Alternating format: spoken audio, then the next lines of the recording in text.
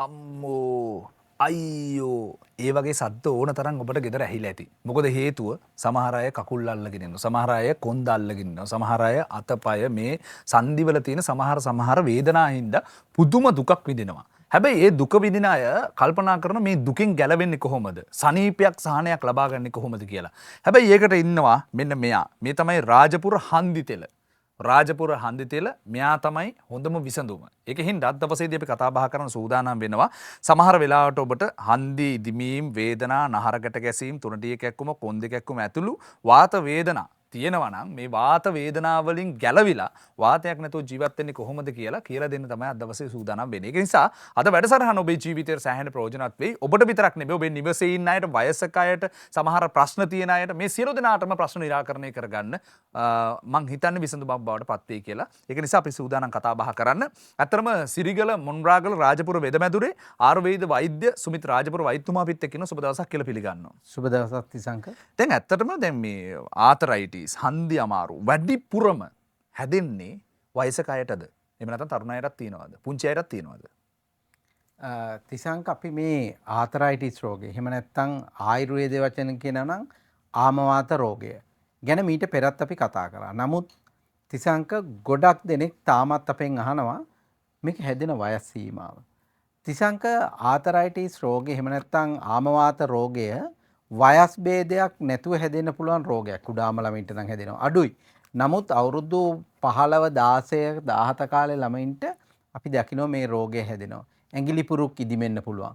කකුලේ ඇඟිලි ඇද වෙන්න පුළුවන්.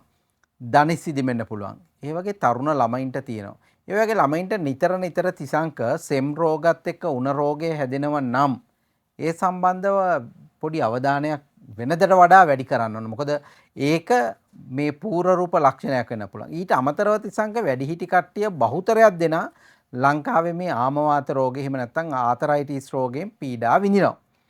මේකට තරුණ වැඩිහිටි කියලා ભેදයක් නැහැ. මේ රෝගය එක එක්කිනාට එක එක විදියට විවිධ වයස් මට්ටම් වලදී ඇති වෙන්න පුළුවන්. නමුත් මේක තිසංකර බෝ වෙන රෝග ගණයට අයත් වෙන්නේ නැහැ. අපි දන්නවනේ සමහර රෝග තියෙනවා බෝ වෙනවා. සමහර රෝග තියෙනවා පාරම්පරික වෙන. එහෙම රෝගයක් නෙවෙයි. නමුත් මේක බහුල දෙනෙකුට සමාජයේ අද වෙනකොට ඇති වෙලා තියෙන රෝගයක්. දැන් සමහර වෙලාවට දැන් ඔය නැවීම් දිගහැරීම් මේ වගේ වෙනකොට සරබර ගාලා සද්ද ඇහෙන එක නැත්තම් අමාරුවෙන් කෙඳිරි ගන්න එක කන්දක් නගිනකොට නැග් ගන්න බැරි එක කන්දක් බහිනකොට බැහැ ගන්න බැරි පුටුවක වාඩි වුණාම නැගිට ගන්න බැරි එක දැන් මේවත් මේකේ ඇතුළේ තියෙන ප්‍රශ්න නේද? ඇත්ත වශයෙන්ම තියංක ගොඩක් දෙනෙක් අපට ඇවිල්ලා බෙහෙත් ගන්නවට පස්සේ කියන කතන්දරයක් තමයි මගේ දනිස් දෙක ඉදිමිලා මට පඩිපෙළ නැග ගන්න බෑ. ගෙදර තියෙන උඩ තට්ටුවට යන්න බෑ. උඩ තට්ටුවේ ඉඳලා බහින්න බෑ. රිදෙනවා. ගෙදරට පාරේ යනකොට පොඩි කඳු ගැටයක් තියෙනවා ඒක නගින්න බෑ. කකුල් රිදෙනවා. සමහරලාට ඔබ කිව්වාගේ පුටුවෙන් නැගිටිනකොට කර ගන්නවා කියලා සමහරව වෙන. සමහරුන්ට මේක හරි ප්‍රශ්න. කාට්ලේජ් අඩු වෙලාද කියලා අහනවා. සමහරලාට ගෙවිලද කියලා අහනවා. දන හිසක් දාන්න ඕනද කියලා අහනවා. මේ වගේ විවිධ ප්‍රශ්න තියෙනවා. තිසංක මේ රෝගේ ආයුර්වේදයේ තියෙන ආමවාත රෝග වලින් ආමවාත රෝගය කියන්නේ ඒකට. මේකෙදි අපි දන්නවා මේ රෝගේ හැදෙන මූලාරම්භය තියෙන ආමාශය.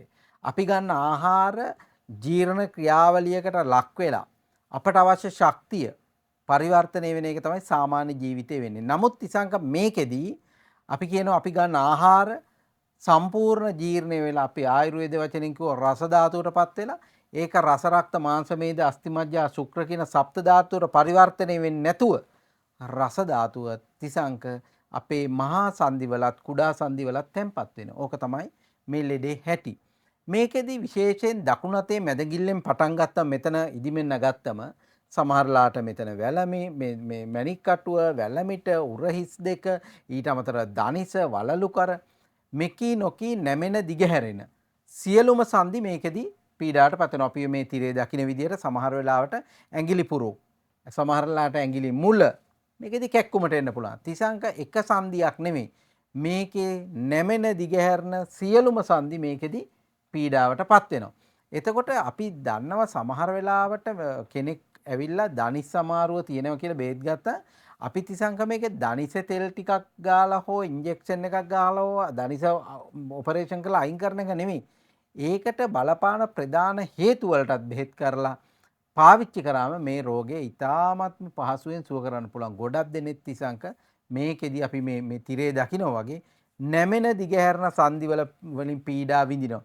මේවා හරි පහසුවෙන් සුව කරගන්න පුළුවන් තිසංක මේ දකින නැමෙන දිගහැරන සංදි මේ රතු පාටෙන් දක්වලා තියෙන ඒවා අපේ ශරීරයේ ගොඩක් දෙනෙකුට කැක්කුම තියෙනවා. ඒක එක එක්කෙනාට තියෙන තීව්‍රතාව වෙනස් වෙන්න පුළුවන්. සමහරු මේකෙදි දනිස් සංදිය විතරක් වෙන්න පුළුවන්. සමහරුන්ට ඇඟිලි පුරුක් විතරක් වෙන්න පුළුවන්. නමුත් මේ කොයි අවස්ථාවක් තිසංක සනීප කරන්න පුළුවන් හරියට බේත් ටික ගත්තොත්.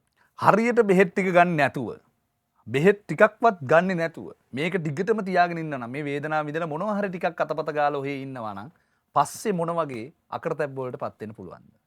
ඔව් තිසංක අපේ නැමෙන දිගහැරන සියලුම සංදි වැඩ කරන්නේ අපේ සාමාන්‍ය ජීවිතේ ගෙවන්න පුළුවන් වෙන්නේ. ඇඟිලි ටිකෙන් නමලා මෙහෙම මොන හරි අල්ලන්න බැරි නම් කාන්තාවකට පොල් ටිකක් මිරිකන්නක බැරි නම් රෙදි ටිකක් සෝදලා මිරිකන්න බැරි නම් සමහරලාට රියදුරෙක් නම් ඔබට සුක්කාන මල්ලන්න බෑ බයිසික් එකේ හැන්ඩලේ අල්ලන්න බෑ අඩුම ගානේ ගෙදර තියෙන කොස්සෙන් ගේ අතු ගන්නවත් ඉදලෙන් මිදුල අතු ගන්නවත් බැරි තත්ත්වයටපත් වෙලා ටික කාලයක් මේ දනිස් සමාරු ඔබ මේ තිරේ දකින්න වගේ කකුලේ ඇඟිලි වලින් ඉදිමුණන් ඇවිදින්න බැරි වෙනවා දනිස් වල තියෙන අමාරුව තිබුණොත් තිසංක එක්තැන් වෙන්නත් පුළුවන් රෝද පුටුවෙන් යන්න වෙන්නත් පුළුවන්. ඒ නිසා මේ අසනීපය තියෙනවා නම් මුල් අවස්ථාවේ ඊටාම පහසුවෙන් සුව කරගන්න පුළුවන්. නමුත් මේක අර වැඩි වුණාට පස්සේ එහෙම කියන රෝගය ගොඩක් පරණ වුණාට පස්සේ රෝගියෙකුට ගමනක් බිමනක් යන්න බෑ. මොකද ඇවිදින්න බෑ, හන්දිරේ දෙනවා, නිදා ගන්න බෑ, වේදනා සහිතයි, ඉඳ ගන්න බෑ, නැගිටින්න බෑ, වැසිකිළියට ගිහිල්ලා වාඩි වෙන්න බෑ. ඒ දවසේ කරන සියලුම වැඩ කටයුතු අපහසු වෙනවා වගේම රෝද පුටුවටත් වැටෙන්න පුළුවන් මේකට ප්‍රතිකාරයක් නොගත්තොත්. දැන් ඔය කියන විදියට ලංකාවේ හැමෝම පාවිච්චි කරන විශ්වාස කරන මේක පාවිච්චි කරාම ගුණයි කියලා කියන සනීපයක් දැන්න මේ රාජපුර හන්දි තෙලට පුළුවන් ද ඔය වැඩේ කරන්න? තිසංක මේ රාජපුර හන්දි තෙල අපි නිෂ්පාදනය කරලා අවුරුදු ගණනාවක් වෙනවා. මේක ලංකාවේ අදටත් වැඩිම පිරිසක් පාවිච්චි කරන තෙල. හොඳටම පාවිච්චි කරන සහ වැඩිම අලවියක් තියෙන වැඩි පිරිසක් පාවිච්චි කරලා සුව වෙච්ච තෙල තමයි රාජපුර හන්දි තෙල. තිසංග මේක ලංකාවේ විතරක් නෙවෙයි. මැලේසියාවේ සෞඛ්‍ය අමාත්‍යාංශයේ අනුමත ලංකාවේ එකම නිෂ්පාදනය. ඉන්දුනීසියාවේ සෞඛ්‍ය අමාත්‍යාංශයේ අනුමත ලංකාවේ තියෙන එකම නිෂ්පාදනය. සහ ලංකාවේ ආයුර්වේද දෙපාර්තමේන්තුව අනුමැතිය ඇතුව ලංකාවේ බොහෝ රෝගීන් සහ විදේශගත රෝගීන් ගොඩක් දෙනෙක් සුවපත් වෙච්ච තෙල තමයි රාජපුර හන්දි තෙල. තිසංග මේක බේත හරියටම හරි. මම කියන්නේ මේක පාවිච්චි කරපු මේ වැඩසටහන නරඹන ඔබ හරියටම පාවිච්චි කරා නම් ඔබ දන්නවා මේකේ තියෙන ಗುಣ. ඊට අමතරව ඔබ පාවිච්චි කරන්න බලාපොරොත්තු වෙනවා නම් අපි දෙන උපදේශ හරියටම පිළිවෙලට පාවිච්චි කරන්න. ඒ පාවිච්චි කරන පිළිවෙල අපි පෙන්නනවා මේකේ පාවිච්චි කරන පිළිවෙල. ඒ විදියට පාවිච්චි කරොත් මේ රෝගය ඊටාම් පහසුවෙන් දින කීපයක් ඇතුළත වේදනාව තිබුණා නම් අඩු වෙන්න පුළුවන්. තිසංක ඉදිමුම තියෙනවා නම් ඒක අඩු වෙන්න පුළුවන්.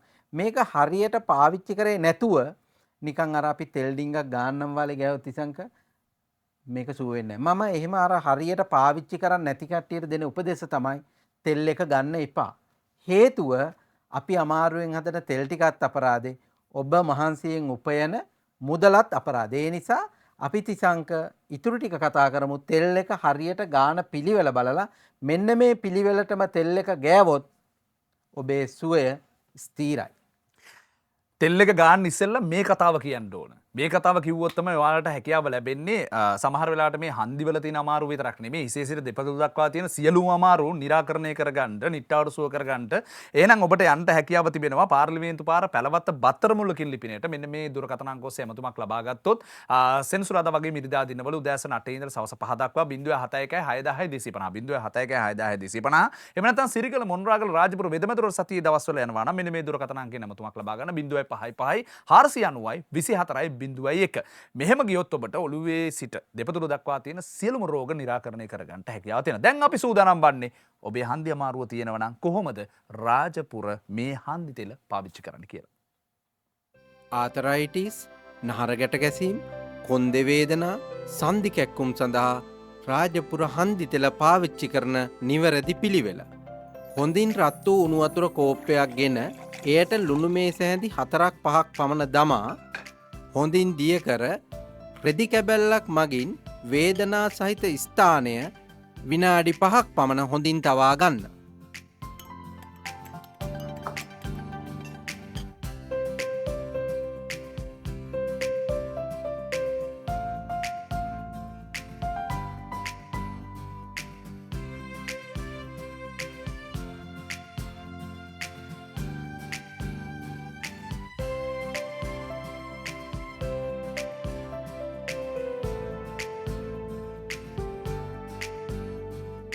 පසුව වෙනත් වියලි රෙදි කැබැල්ලකින් වේදනා සහිත ස්ථානයේ තෙත හොඳින් ඉවත් කර ගන්න.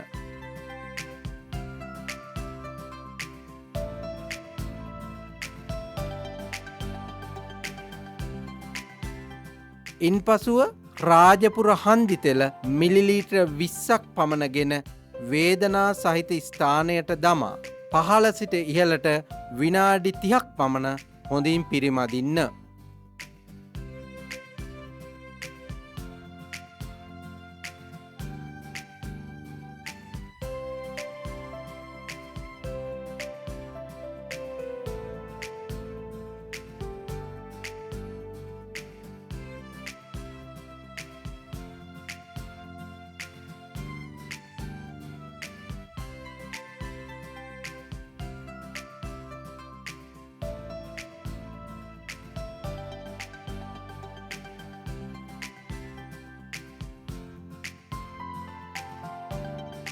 මෙසේ රාජපුර හන්දි තෙල දිනපතා උදේ සවස පාවිච්චි කිරීමෙන් ආතරයිටිස්, සන්ධිවේදනා, කොන්ද කැක්කුම් සම්පූර්ණයෙන් සුවවන අතර නහර ගැට ගැසීම් සඳහා සති කිහිපයක් උදේ සවස පාවිච්චි කිරීමෙන් සම්පූර්ණයෙන් සුව කරගන්න පුළුවන්. සියලුම ආතරයිටිස් රෝග සඳහා රාජපුර හන්දි තෙල ඔබ සුවෙන් තබයි. දැන් එතකොට මෙන්න මේ කියන විදිහටම පාවිච්චි කරන්න ඕනද? තිසංක ඖෂධයක් ගත්තම ඒක අපේ ශරීරයට පාවිච්චි කරන පිළිවෙලක් තියෙනවා.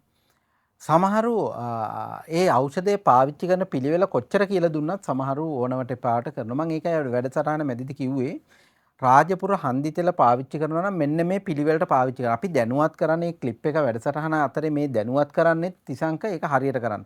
මොකද අපිට හම්බෙන ගොඩක් රෝගීන් තැන් වලින් හදන සමහර තෙල් වර්ග පාවිච්චි කරලා සමහර පත්තු වර්ග පාවිච්චි කරලා හරියට එක කරේ නැති වුනාම තිසංක රෝගේ සුව වෙන්නේ නැහැ. රෝගේ තව තවත් පරණ වෙලා රෝගේ උච්ච අවස්ථාවටපත් වෙනවා. අපි යමක් කරනවා නම් තිසංක ඒ විදියටම කරාම තමයි ඒකේ ಗುಣ ලැබෙන්නේ. අපි දන්නවා මේ වගේ දනිස් සමාරුවක් තියෙනකොට දනිස ඉදිමෙනවා. දනිසේ ඉදිමුණාම කැක්කුමක් එනවා. තිසංක තෙල් පොඩ්ඩක් අරගෙන යන්තම ගෑවම මේක හැමේ විතරයි ගෑවෙන්නේ. අපි කියන්නේ මේ හැම උඩ නෙමෙයි මේ ලෙඩේ තියෙන්නේ. මේක තියෙන්නේ මේ හැමට යටින් තියෙන අස්තිය දක්වා මේ තෙල් ටික ඇතුල් කරන්න ඕනේ. ඒ ඇතුල් කරනවා නම් ඒකට ප්‍රමාණවත් තෙල් ටිකක් කකුලට ගාලා ප්‍රමාණවත් කාලයක් ඒක අත ගන්න ඕන. අපි දන්නවා ආයුර්වේදයේදී කරනවා ස්වේද කර්ම. ස්වේද කර්ම කියන්නේ දහඩිය ගන්නවන ක්‍රම. පංච කර්ම කරනවා. ඒ පංච කර්ම වලදී විවිධ ඖෂධ විවිධ විදියට ඒ අවස්ථා පහේදී දෙනවා. ඒකෙදි එකක් තමයි මේ තෛල අභ්‍යංගය කියන්නේ. තෙල් ඇඟ ඇතුළට ගන්නට කලින් ශරීරයේ ඒ සඳහා සූදානම් කරන්න ඕන. අපේ ගොඩක් අය තිසංක දැන් මේ වැඩසටහන නරඹන ඔබත් ආයුර්වේදයේ සම්බන්ධව දන්නේ නැහනේ. එතකොට අපි ආයුර්වේදයේ සම්බන්ධව දන්න නිසා තෙල් ටික ඇඟ ඇතුළට උරන විදිය කියලා දෙනවා. ඒකෙදි ස්වේද කර්ම කරන එක ඉතාම සුදුසුයි. අපි කරන්නේ අර උණු වතුර කෝප් එකට ලුණු දාලා ඒකට රෙදි කෑල්ලෙන් ඔබලා තවන්නේ ඔබේ මේ වැසී ගිය රෝම කූප ටිකක් විශාල කරගන්න එක. අර තෙල් ටික ඇඟට ඇතුළට උරව ගන්න සඳහා ඒක කරන්නේ. එහෙම කරලා ඒ සිදුරු තුලින් හමහරහා තෙල් ටික ඇතුළට මේ ඇතුල් කරනවා. ඒකෙදි තිසංක ඒ ප්‍රමාණවත් කාලයේ තෙල් ගෑවේ නැත්නම් ඒ තෙල් ටික ගෑවිලා තියෙන හැමේ මතු පිට විතරයි. එතකොට ඒකෙන් ගුණයක් එන්නේ නැහැ. එතකොට ලෙඩෙක් කියන්න පුළුවන් අපට රෝගියෙක් මට මේ තෙල් එකෙන් හරි ගියේ නැහැ. එතකොට අපේ තෙල් එකත් අපරාධේ, ඔබේ මුදලත් අපරාධේ. ඔබේ රෝගයත් එහෙමම තියෙනවා. ඒ නිසා අපි හැම වෙලාවෙම රෝගියෙකුට උපදෙස් දෙන්නේ ප්‍රමාණවත් කාලයක් තෙල් එක ගන්න. ඒක තනියම ගන්නවට වඩා හොඳයි කවුරු හරි උදව්වට ගන්න කෙනෙක්. තෙල් ගන්න හොඳට දන්න සහ ඒ සඳහා පළපුරුද්ද තිමුණා නැතා ඒක හොඳට ගන්න පුළුවන් කෙනෙක් ගත්තොත් අපිට ඉතාම පහසුයි. මොකද කකුලක තෙල් ගන්නකොට කකුල නමලා තෙල් ගන්නෙත් නැහැ.